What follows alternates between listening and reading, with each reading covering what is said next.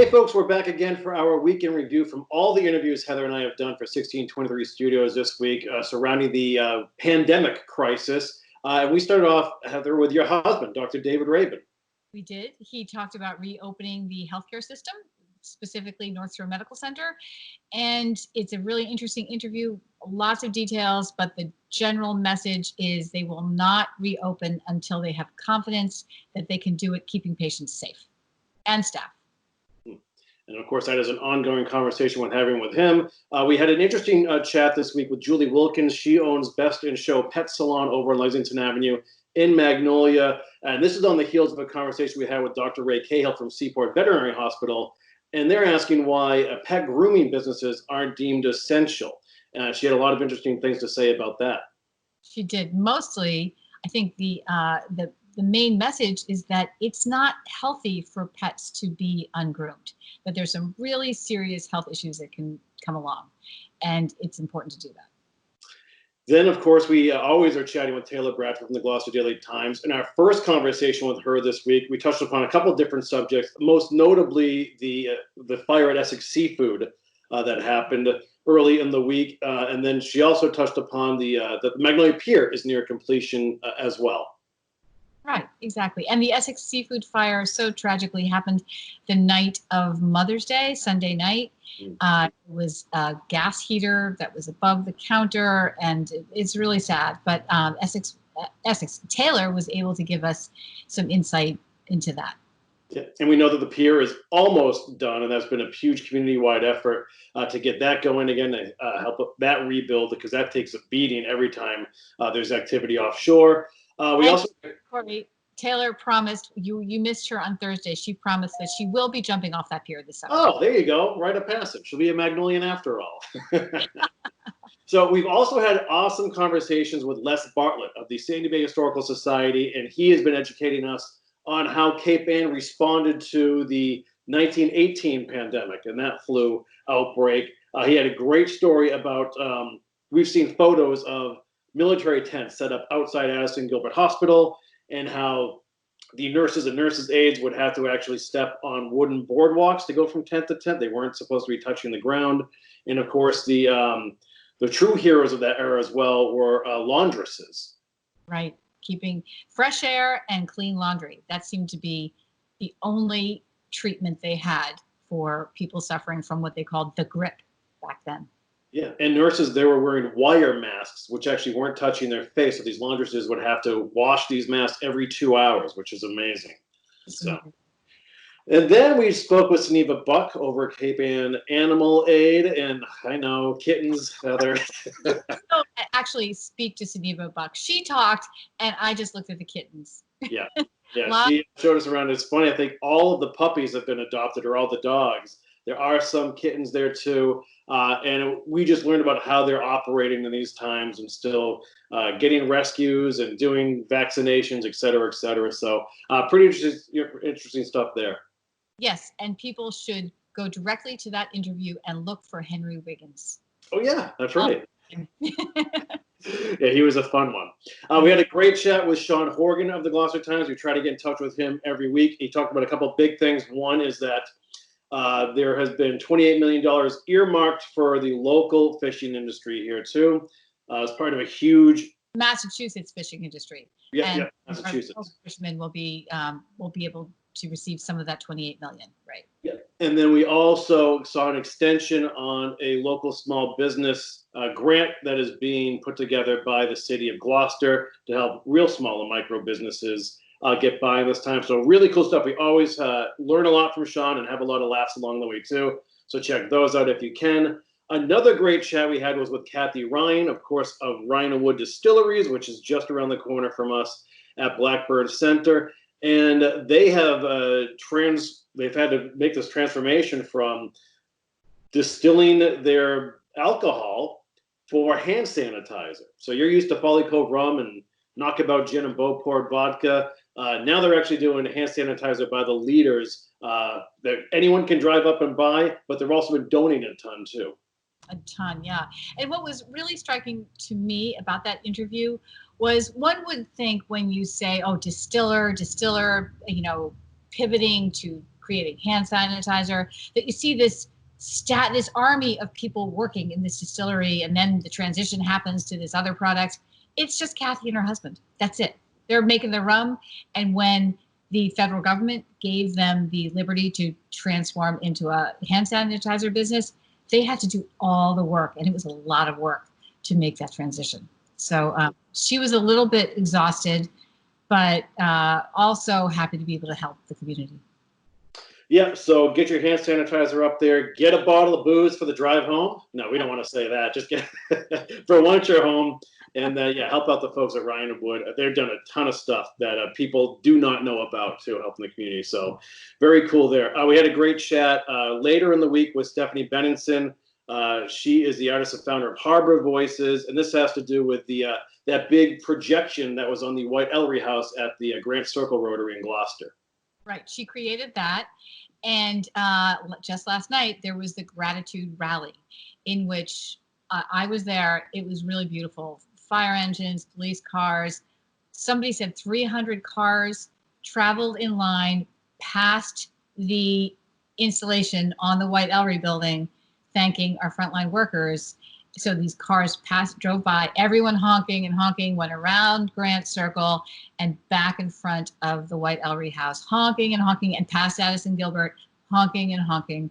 And I have to say, it was a pretty moving event. You were part of the cavalcade? I was there. Really? I didn't know that. Yeah. Bruce Tarr was there. Mara Taken was there. Paul Lundberg. Those were the notary, the dignitaries. Well, yeah, exactly, that I saw. Yeah, it was really moving. And actually, I made my husband come. He was sort of skeptical, and he even said, "Wow, this is really powerful." Yeah. And then while I was driving around the Rotary, you actually had your own conversation with Taylor Bradford again, and this was about adult foster care. Yes, the adult foster care people are. They, of course, they cannot be doing what they normally do, which is have their clients come for the day and are entertained when taken care of. They can't do that, so they're feeling really as if they need to reach out. So they're making care packages for all their clients, and apparently they've been really well received. So that was a really nice story. Yeah. And Taylor also talked to police chiefs, our Cape Ann police chiefs in Gloucester, Rockport, Essex, and Manchester. And the word on the street among the police chiefs is that crime is down. Now, unfortunately, mental health and alcohol issues are up, but crime is down. Well, there you have it. We had another interesting chat this week with Anthony Catarano. He, of course, owns Tono in downtown Gloucester, but also 3 other restaurants in Boston and the North Shore. And we just wanted to try to get an idea of how the restaurant industry is going to make it through all of this. And he had a ton of insight. And he is literally like one of the good guys on solid ground and has great establishments. And he's very worried about what things are going to be like moving forward. Right, exactly. And in our next interview, following up after Anthony, we interviewed Karen Carroll and Jim Destino. And Jim Destino had just come from a meeting of all the Gloucester restaurateurs. And, he was we talked to them because they are part of the Gloucester's reopening task force. And Jim was talking to the restaurants about how to reopen. But you tell us what the task force has to say. Well, it's interesting because I don't think people realize all the subcommittees that the city of Gloucester has had to create to tackle all the various entities affected by this, because it's everything from education to businesses to parks and recreation, health, you name it. Religious institutions, youth sports. Yeah, it's amazing. And even like to the point about the restaurants is all the things that have to go into just managing the new now. Staff to menus to, you can't have salt and pepper shakers on the table anymore. Will there be al fresco dining allowed in more areas around the city? It's out of control right now, and there's a lot of information to absorb. So like, hats off to these city's officials who are trying to sort through this all. And it's like about a 20-minute interview, but if you have a chance, check out that one with Karen Carroll and Jim Destino. There's a ton of great information in there as well. And then we had another cool chat, as we do each week, with Erica Brown. She's the publisher and editor of the Manchester Cricket, to tell us what is going on by the sea, including they're looking to how they're going to carry through their annual summer camp and about programs in that area. Yes, and even the 4th of July. The town is considering having some sort of 4th of July parade. It may not look like a parade, but there may be floats. Erica was a little bit hesitant to put anything, concrete out there, but she said the town is definitely considering having their annual summer camp and having some sort of 4th of July festivities. And the point being that Manchester feels pretty optimistic about their COVID situation. Yeah, we definitely got that. And then we had a fascinating chat with Scott Trenti, who is another hero in all of this. He and the folks at Senior Care. And Scott literally, for 20 minutes went nonstop and touched upon a bunch of different subjects that they're dealing with, everything from how folks can help to all the different programs that they're keeping afloat right now and how they're helping that particular population. It's pretty amazing to learn about all the things Senior Care is doing. It is really amazing. One of the most important messages he wanted to get out there, though, was that the state of Massachusetts has started their contact tracing efforts, and you may in fact receive a call, and the caller ID may in fact say Mass COVID team. And Scott wanted to emphasize, answer the call. This is not a scam. Answer that call, because they're actually probably if you get that call, you're being alerted that you may have been exposed to someone with COVID, and they want to tell you how to work with that. And I believe the area codes attached to that number are 833 or 857, something like that. But if you see that Mass COVID team, then it's a legitimate phone call. So 833 and 857 are the area codes. Perfect. And then we rounded out our week, Heather, by chatting with Marshall Tully. He's the owner of the Addison Show Inn, or they call it a boutique hotel, right there on Broadway in downtown Rockport. And we talk about another industry taking on the chin. It's the hospitality industry. Yeah, Marshall was so gracious to talk to us. He did not have a lot of hope, but he still ended up the conversation with the silver lining that the inn community has come together, and he feels like there's a lot of support and there's a lot of goodwill, but they're just worried. Rockport is a tough town right now, and this summer is based on the tourist industry, really, and his business is. And it's hard to call people to come out and enjoy that.